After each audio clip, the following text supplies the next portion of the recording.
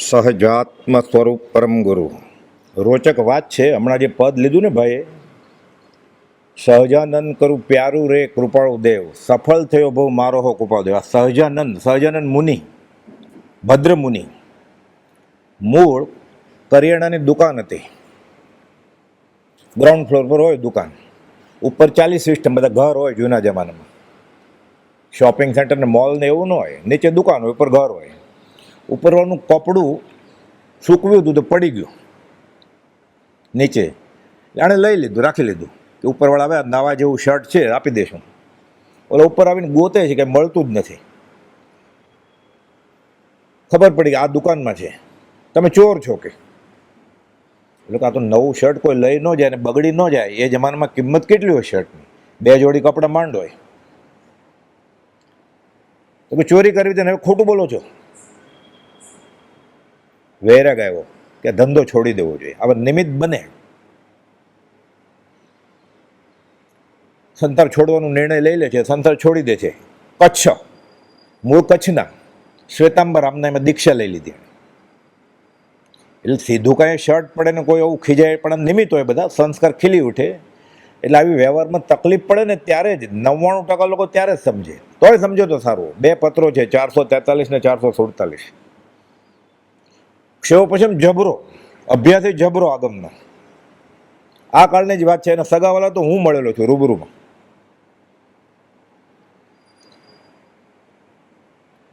દીક્ષા તો લીધી શ્વેતાંબર સંપ્રદાયમાં, આનંદ આવે નહીં બહુ. ક્ષેવો પછી જબરો, વચનામૃત હાથ લાગ્યું એને. તું જે વચનામૃત શું વિચારતા? વિચાર્યું કે લખનાર કોણ છે? અહીંયા આવ્યા, ગોપાલજીનો દેહ છૂટી ગયો છે. બીજા કોઈ છે એને ઓળખવાવાળા અગાસ ગયા, પ્રભુશ્રીજીનો દેહ છૂટી ગયો છે. બ્રહ્મચારીજી હયાત છે, પંડિત લાલન એને મળેલા એ હયાત છે,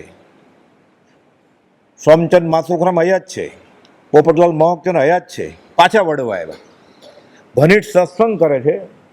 મોક્ષમાળા શિક્ષા પર 24માં સત્સંગનો પાઠ છે ને એમાં લખ્યું છે, સત્સંગમાં આત્માની વાતની લહેરીઓ છૂટતી હોય. મગન બાપા કહેતા, હું તો જુવાન કે પાછળ બેસું, 21 વર્ષના, 22 વર્ષના. આ બધા ભદ્ર મુનિ, એટલે સાચું નામ ભદ્ર મુનિ એનું.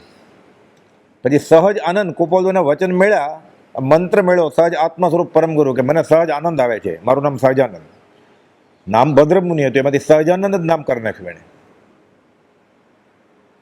પણ જૈન સાધુને વાહન તો વપરાય નહીં આગમ પ્રમાણે. એ દીક્ષા છોડી દીધી. અને દિગંબર આમાં એવું હોય, 2 જ વસ્તુ છે દિગંબરમાં, મુનિ અને સંસારી. મુનિ નગ્ન હોય, બાકી બધા સંસારી. એલક ચેલક, 1 કપડું 2 કપડું, કોપિન રાખે, કોપિન સાથે 1 ટુકડો રાખે. આ 2 વસ્ત્રવાળા સાધુ થઈ ગયા. એટલે વાહન વપરાય એને છૂટ છે. બધે ફરે, જેણે જેણે કુપોલજીને સાથે સમાગમ કર્યો હોય બધે ફરે. અને સત્સંગની લહેરીઓ ઉઠે. કે પછી કીધું કે આ માર્ગ બસ આ જ સાચો છે.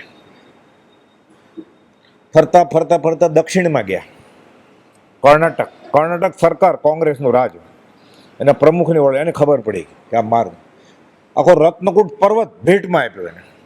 શ્રીમદ રાજચંદ્ર આશ્રમ હમ્પી, અત્યારે મોટો આશ્રમ છે ત્યાં. પણ શ્રદ્ધા કેવી કે આજ્ઞા કોની લેવી મારે? પ્રભુશ્રીજી નથી, કુપોલદેવ નથી, તો પ્રભુશ્રીની આજ્ઞા પામેલો કોઈ છે? તો કે બ્રહ્મચારી છે. તજ આત્મ સ્વરૂપ પરમગુરુ મંત્ર લીધો એણે. જૈન સાધુ દીક્ષિત સંપ્રદાયના મંત્ર નહોતા. આપણા બધા આગળ છે ને સંપ્રદાયના મંત્રો. એ કે મારી આગળ નથી મંત્ર છૂટવા માટેના. 3 નમસ્કાર કર્યા, સહજાત્મ સ્વરૂપ પરમગુરુ મંત્ર લીધો. ત્યાં દર પૂનમે આખી રાત શરૂ થાય સહજાત્મ પરમગુરુ, સવાર ચાલે સૂર્યોદય સુધી. અત્યારે એનો દેહ છૂટી ગયો છે, હજી એ પ્રણાલિકા ચાલુ છે. દર પૂનમે અખંડ જાપ હોય સહજાત્મ સ્વરૂપ પરમગુરુ. એને પુસ્તક લખ્યું છે, ઉપાસ્ય પદે ઉપાદેયતા. હિન્દીમાં છે, ગુજરાતીમાં છે. ક્ષેવો પછી જબરો, ઉપાસ્ય પદે ઉપાદેયતા, એટલે કૃપાળુજીને તીર્થંકર તરીકે પૂજી શકાય. આ શાસ્ત્ર વિહિત છે. નિયમસાર 146માં શ્લોકની ટિપ્પણી આપી છે, 254માં શ્લોક સાથે 253માં આપ્યો છે. અને ગોમટસારનો 648મો શ્લોક, ઉત્કૃષ્ટ સેવા પછી બધું વાંચેલું છે કે હું ગોમટ સાર અને નિયમ સારને આધારે, દિગંબરી શાસ્ત્રોને આધારે, જિંદત સુરીના વચનને આધારે અને આગમને આધારે સાબિત કરું છું કે તીર્થંકર તરીકે શ્રીમદ રાચને પૂજી શકાય.